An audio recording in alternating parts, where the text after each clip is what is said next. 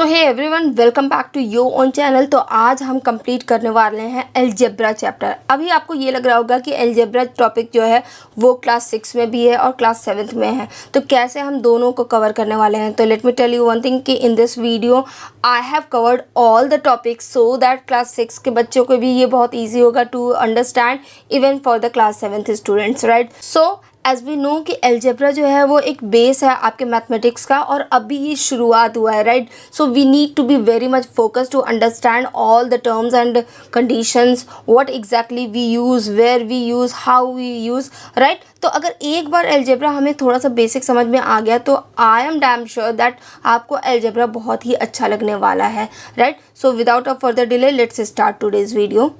तो अगर मैं बात करूँ इंट्रोडक्शन ऑफ अलजेब्रा, तो इसमें हम क्या क्या कवर करने वाले हैं एंड कौन कौन से टर्म्स को हम अगेन एंड अगेन यूज़ करने वाले हैं। तो सबसे पहला जो वर्ड है वो है constant, second is variables, third is algebraic expressions, next is terms, next is जो भी हमारा पॉलिनोमियल इक्वेशन है उसका degree, and obviously to understand whole and soul we will solve some question in this video, okay, so that it will be very easy to understand what to do, where to do, how to do, right. So let's start.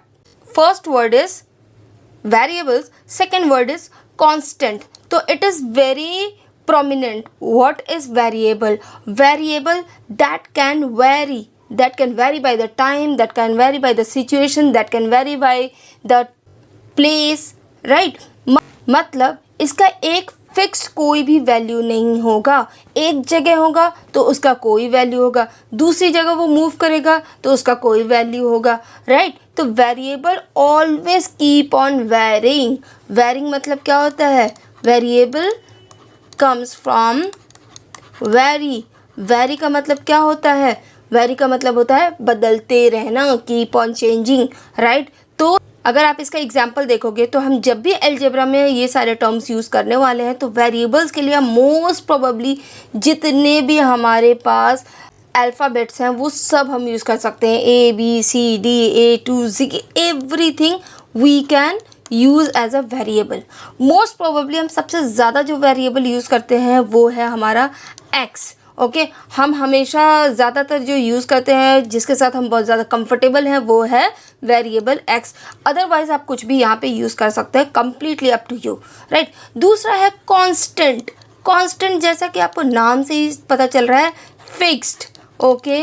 चाहे कुछ भी हो जाए वो fix ही रहेगा। उसकी value किसी भी जगह की वजह से या किसी टाइम की वजह से या किसी सिचुएशन की वजह say that will not very, okay. अगर आपके पास सपोज 5 फ्रूट्स हैं, ओके, तो ये हमेशा आपके पास 5 फ्रूट्स ही होंगे, चाहे आप किसी भी जगह पे हो, चाहे आप किसी भी सिचुएशन में हो, चाहे आप किसी भी टेम्परेचर पे हो, राइट। मतलब जो वैल्यू है 5 which will be constant through out, okay, that can not change. इसीलिए जितने भी हमारे पास नंबर होते हैं 1 2 3 -1 -2 -3 what ever the number is, उसको हम बोलते हैं constant, fix value, okay.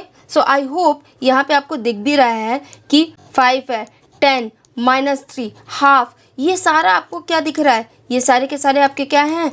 Fixed value, मतलब कांस्टेंट, ओके, कांस्टेंट है। अब यहाँ पे देखिए x + 5 इक्वल्स टू 10, राइट। तो यहाँ पे देखिए x है तो ये क्या होगा? आपका वेरिएबल होगा। 5 क्या होगा आपका? 5 एंड 10 क्या होगा? कांस्टेंट। क्यों? क्योंकि ये न्यूमरल्स हैं, नंबर्स हैं, नंबर्स आर ऑलवेज फिक्स्ड। अब कुछ फटाफट क्वेश्चन देख लेते हैं और आप मुझे बताइए कि इसमें क्या क्या वेरिएबल है। तो यहाँ देखिए हमारा जो लेटर्स होता है वो हमेशा क्या होता है? वेरिएबल। तो x एंड y क्या होगा? वेरिएबल होगा, राइट। और 2 हाफ एंड 3 ये क्या होगा? हमारा कांस्टेंट होगा, ओके। इसी तरीके से मान लीजिए x + y = 3 है, फिर ये x जो होगा, लेटर्स क्या होते हैं? लेटर्स हमेशा वेरिएबल्स होते हैं और जो नंबर्स होते हैं वो हमेशा कांस्टेंट होते हैं। तो 3 यहाँ पे क्या होगा? Constant. Hopefully it is okay with you, right. Moving to the next. Constant अभी आपको पता चल ही चुका है, x प्लस 3 इक्वल्स टू 5। तो यहाँ कांस्टेंट क्या है, ये दोनों नंबर्स आर कांस्टेंट। मान लीजिए x plus y equals to 5 है, तो यहाँ पे कांस्टेंट क्या है, 5। अगर half plus x equals to 3 है, तो यहाँ पे कांस्टेंट क्या है, हाफ और 3। ये दोनों आपके क्या हैं, कांस्टेंट है। Okay with that. अब बात करते हैं हम टर्म्स ऑफ एन एक्सप्रेशन। कोई भी एक्सप्रेशन दिया है तो वहाँ पे क्या क्या टर्म्स होंगे, जैसे coefficient, like term, unlike terms. Coefficient क्या होता है, तो यहाँ पे आप देखिए coefficient a number that multiplies a variable. ठीक है, तो यहाँ आप देख रहे हो इन 5x the coefficient is 5। Okay fine, लेकिन ऐसा नहीं है कि सिर्फ वो नंबर ही कोफिशिएंट हो सकता है या कोई वेरिएबल ही सिर्फ कोफिशिएंट हो सकता है। यहाँ पे नंबर और वेरिएबल्स दोनों ही एक दूसरे के कोफिशिएंट होते हैं। तो मान लीजिए एक क्वेश्चन है 10xy। अब अगर बात की जाए कि इसमें कोफिशिएंट कौन किसका है, तो हम बोल सकते हैं 10 is the coefficient of xy, या x is the coefficient of 10y, या y is the coefficient of 10x। मतलब जितने भी आपस में कंबाइंड है, देखा जाए तो वो सारे के सारे आपस में एक दूसरे के क्या है, कोफिशिएंट। बट अगर पर्टिकुलरली आपसे पूछा जाए what is the coefficient of x, तो वहाँ पे आपका आंसर क्या होगा, 10y। या अगर आपसे पूछा जाए what is the coefficient of y, तो यहाँ पे आपका आंसर होगा 10x। Okay with that. Now next term is like term. Like term जैसा कि नाम से हमें पता चल रहा है, हम फ्रैक्शन वगैरह में भी हमने लाइक टर्म पढ़ा हुआ है, राइट। एक जैसा, जैसे हमारे पास कोई एक्सप्रेशन दिए हुए हैं और उसके जो टर्म्स हैं सारे एक जैसे हैं। जैसे यहाँ आप देख रहे हो 3x है, यहाँ पे 7x है, राइट। तो यहाँ पे आप देखोगे x जो है वो सेम है, तो वो लाइक टर्म हो गया। अनलाइक टर्म उसका जस्ट रिवर्स होता है। यहाँ देखिए 4x है एंड 5y है, मतलब जो वेरिएबल्स हैं वो डिफरेंट है। तो ऑब्वियसली ऐसे एक्सप्रेशंस आपके क्या कहलाएंगे, अनलाइक टर्म्स। अब फटाफट कुछ क्वेश्चन इसी से रिलेटेड सॉल्व कर लेते हैं। Okay, what is the coefficient in 7x, तो 7x में कोफिशिएंट क्या होगा, 7 होगा, या x भी हो सकता है बट किसका, 7 का।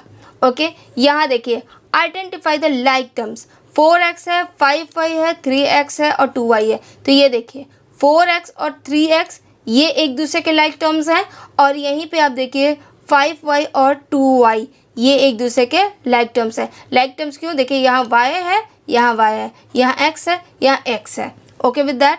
नाउ ये देखिए और 6a² and 3a like terms, क्या ये दोनों लाइक टर्म्स हैं, तो इट्स नो।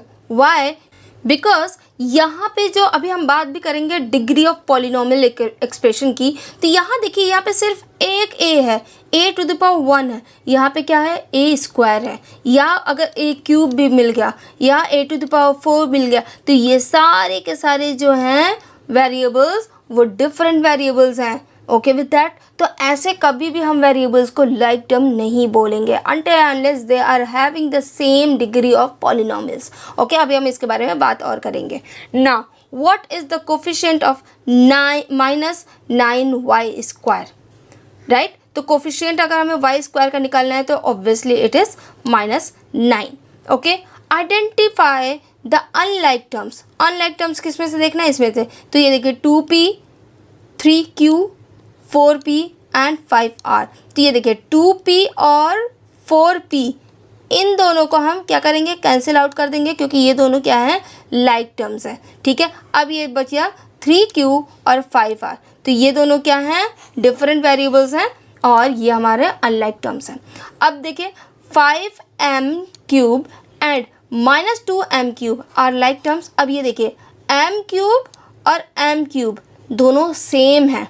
ओके, तो obviously they are having same variables in the expression, and that is why we can say these are the like terms।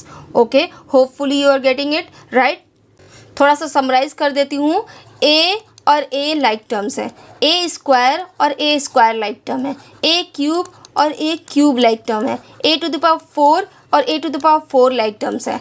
a² और a like terms नहीं है, a³ और a² like term नहीं है, a³ a² और a like terms नहीं है, right. मतलब जो उनका एक्सपोनेंट्स हैं वो सेम होने चाहिए, तभी हम बोल सकते हैं कि वो लाइक टर्म्स हैं।